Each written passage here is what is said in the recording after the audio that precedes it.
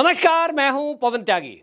राजस्थान में वोट पड़ चुकी है और इस वोट पड़ने में एक बात तो साफ हो गई है, जो मैंने पहले भी वीडियो में कहा कि ज्यादातर वोट डालने वाले लोग यानी जो बूथ से वापसी लोग कर रहे हैं, उनका कहना है कि इस बार बदलाव के लिए वोट किया गया है। इसका मतलब साफ है कि कांग्रेस का राजस्थान से विदाई का समय आ गया है और अब भारतीय जनता पार्टी की पूर्ण बहुमत की सरकार राजस्थान में बनती हुई दिखाई दे रही है।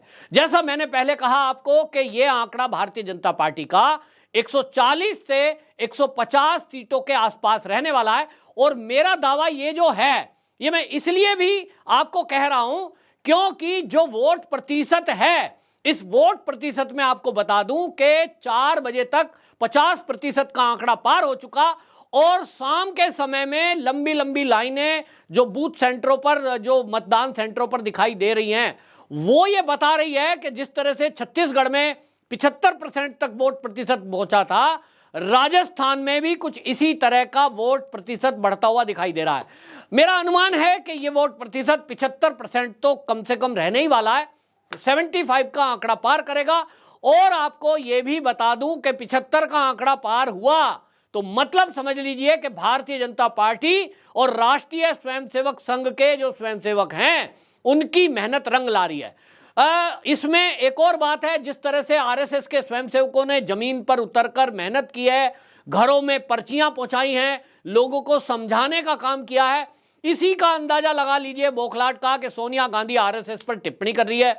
दूसरी तरफ जो सचिन पायलट हैं, उनकी टिप्पणी आ गई। पत्रकारों ने पूछा कि भाई अशोक गहलोत कह रहे हैं कि हम पूरे 200 सीटों पर चुनाव लड़ रहे हैं, तो उसका उन्होंने काउंटर करते हुए कहा, देखिए कोई चुनाव नहीं लड़ रहा व्यक्तिगत, ये तो पार्टी चुनाव लड़ रही है। यानी दोनों नेताओं में दिखाई दे रहा है कि कहीं एक तरफ अशोक गहलोत इसका श्रेय खुद लेते हुए दिख रहे हैं, दूसरी तरफ सचिन पायलट उन्हीं की बात को काउंटर कर रहे हैं कि देखिए ये तो पार्टी का चुनाव है, अशोक गहलोत जो बोल रहे हैं इससे मैं इत्तेफाक नहीं रखता।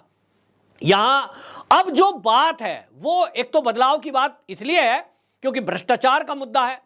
यहां पर बात यह भी है कि कांग्रेस पार्टी के बारे में अब यह चीज राजस्थान में पूरी आग की तरह फैली कि ये वो पार्टी है जो हमास का, यानी जिन्होंने इजराइल पर हमला किया, हमास के आतंकवादी, ये उसके समर्थन वाली पार्टी है।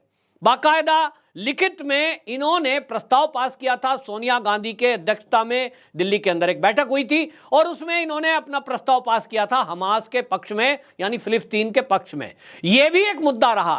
तो राजस्थान की चुनाव में जिस तरह से महिला वोटर आज निकल करके बाहर आई हैं, ये आपको बताएं कि कांग्रेस को लग रहा था कि हमने मोबाइल फोन देने की बात की है, मोबाइल फोन बांटे हैं तो इसका फर्क पड़ेगा। लेकिन मैंने आपको पहले ही बताया, महिलाओं का कहना यह है कि मोबाइल का क्या करेंगे, मोबाइल तो लेंगे गहलोत से क्योंकि ये तो हमारा ही टैक्स का पैसा है, लेकिन वोट देंगे भारतीय जनता पार्टी को क्योंकि ये वो पार्टी है जो महिलाओं के सम्मान की, महिलाओं की रक्षा की बात करती है।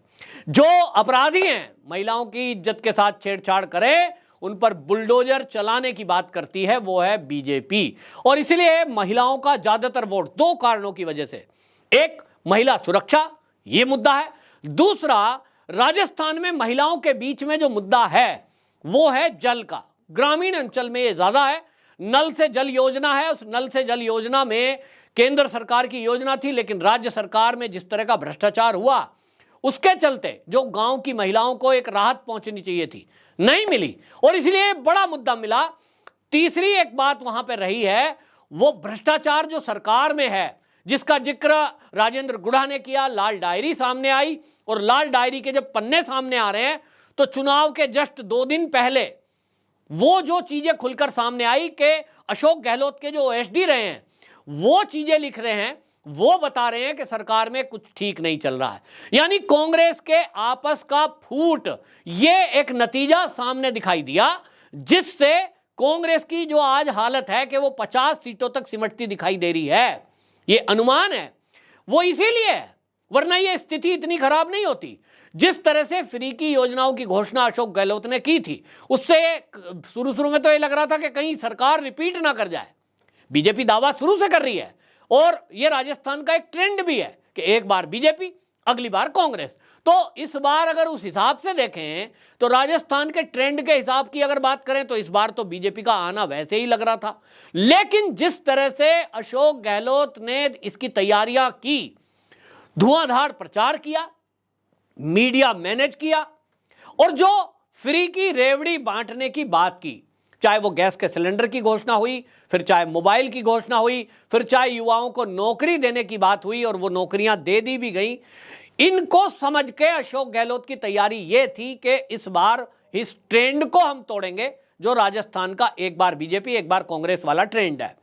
शुरू में लग रहा था, हवा पूरी बनी थी कि भारतीय जनता पार्टी में तो कोई लीडर दिख नहीं रहा है, दूसरी तरफ कांग्रेस में अशोक गहलोत एक सीएम फेस पहले से हैं और इस बार भी वही नेता के रूप में उभर रहे हैं।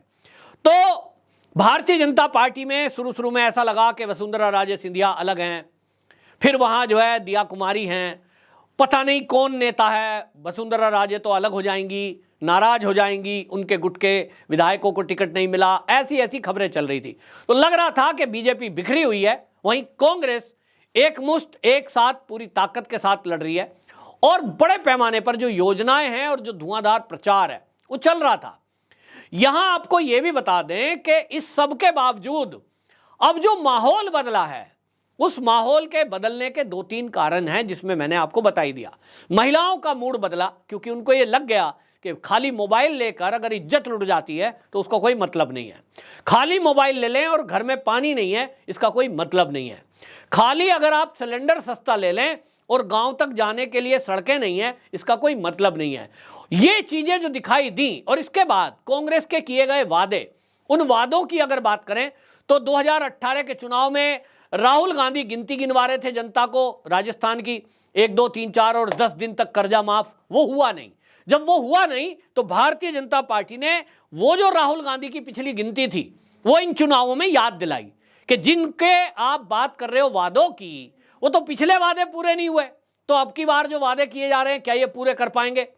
वो तो निश्चित रूप से पैसा कहां से आएगा? तो ये सब चीजें जो चल रही थी, इसको देखते हुए जनता को कांग्रेस पे भरोसा हुआ ही नहीं और उनको दूसरी तरफ भारतीय जनता पार्टी की डबल इंजन की सरकार का उदाहरण उत्तर प्रदेश से मिल रहा है। योगी आदित्यनाथ बार बार आकर के यहां हिंदुत्व के मुद्दे को उठा रहे थे, तो इस चुनाव में भी हिंदुत्व का मुद्दा हमें ज्यादातर दिखाई दिया है। राजस्थान में अगर बात करें, जैसा मैंने सचिन पायलट की बात की, सचिन पायलट 40 सीटें ऐसी हैं जिस पे गुर्जरों का प्रभाव है और सचिन पायलट का प्रभाव है। यह आपको बता दूं, 40 सीट अजमेर, टोंक, करौली, अलवर, धौलपुर, दौसा और सवाई माधोपुर, ये जो जिले हैं, इन जिलों में गुर्जर वोटर है और गुर्जर वोटरों की अच्छी खासी नाराजगी कांग्रेस से 2018 से चली आ रही है। उसका रीजन है कि गुर्जरों को एक उम्मीद जगी थी कि वो उनके जो कम्युनिटी के सचिन पायलट हैं उनको सीएम बनाएंगे, एक उम्मीद थी, वो हुआ नहीं। और उसके बावजूद भी कई मौकों पर सचिन पायलट का जो अपमान हुआ, उसको कहीं ना कहीं गुर्जरों ने इस बार प्रण कर लिया कि कांग्रेस को तो सबक सिखा के ही दम लेंगे। हालांकि जैसा मैंने पहले भी कहा कि गुर्जर कम्युनिटियों में ऐसा नहीं है कि सारी वोट सचिन पायलट की वजह से कांग्रेस को ही मिलती है। ये जो है वहां 2018 की अगर बात करें तो ऐसे क्षेत्रों में जहां 32 जो है ग्रामीण एरिया हैं, 8 शहरी क्षेत्रों में असर है गुर्जरों का, लेकिन तब भी भारतीय जनता पार्टी का भी एक कोर वोटर है जो गुर्जरों में है और वो गुर्जर वोट कम्युनिटी करती है। लेकिन ये परसेंटेज कैसी है? 2018 की अगर मैं बात कर लूं तो वो था 75% कांग्रेस पर जा रहे थे तो 25% बीजेपी को दे रहे थे। उनको मैंने कहा ना कि लग रहा था कि एक सीएम बनने जा रहा है। इस बार मामला उल्टा है और वो जो उल्टा हुआ है, इस बार कांग्रेस को जो गुर्जर वोट है वो 25% भी नहीं है। आपको बता रहा हूं, 10 से 15% मिलेगा तो मिलेगा, वरना टोटली वोट बीजेपी को शिफ्ट हुआ है। और इसके कारण से एक तरह से आप समझ लीजिए कि 35 सीटें तो कहीं नहीं गई जो गुर्जर कम्युनिटी बीजेपी के झोली में डालने वाली है। इस बात को भारतीय जनता पार्टी को समझना है, समझ भी रहे हैं, और इसीलिए सचिन पायलट का यह बयान भी इसी करके देखा जा रहा है जो उन्होंने अशोक गहलोत के बारे में दिया है। तो जैसा मैंने पहले भी कहा है, कुछ नफा नुकसान होता रहा है, लेकिन चुनाव का रिजल्ट जब आएगा उसके बाद पूर्व अनुमान है कि सचिन पायलट इस बार भारतीय जनता पार्टी के साथ ही आने वाले हैं, क्योंकि उनको लग रहा है कि कांग्रेस में तो उनको कोई मान सम्मान देने वाला है नहीं। भारतीय जनता पार्टी में उनके लिए भविष्य भी उज्जवल है और उनका स्थान भी सम्मानजनक रहने वाला है। और इसीलिए आपको बता दें कि यह सब होने वाला है और इस सब में अब जो वोट प्रतिशत है ये बता रहा है कि इस बार भारतीय जनता पार्टी को भारी बहुमत मिलने वाला है। अभी भी लंबी लंबी लाइनें बूथ के बाहर दिखाई दे रही हैं, मतदान केंद्रों के बाहर, और 6 बजे तक वोट पड़ेगा। लेकिन जिस तरह की लाइनें लगी हुई हैं, चुनाव आयोग का कहना है कि जो भी सेंटरों के अंदर तक आ गए हैं उनकी वोट डलेगी। तो भारतीय जनता पार्टी खेमे में खुशी दिखाई दे रही है, वहीं कांग्रेस खेमे मायूसी से भरे हुए हैं, अकेले बैठे हैं, उनके पास कोई जा भी नहीं रहा। ये दृश्य वहां से आए हैं। बहरहाल बीजेपी के लिए अच्छी खबर आती हुई राजस्थान से दिखाई दे रही है। आपकी क्या राय है, कमेंट बॉक्स में जरूर बताएं।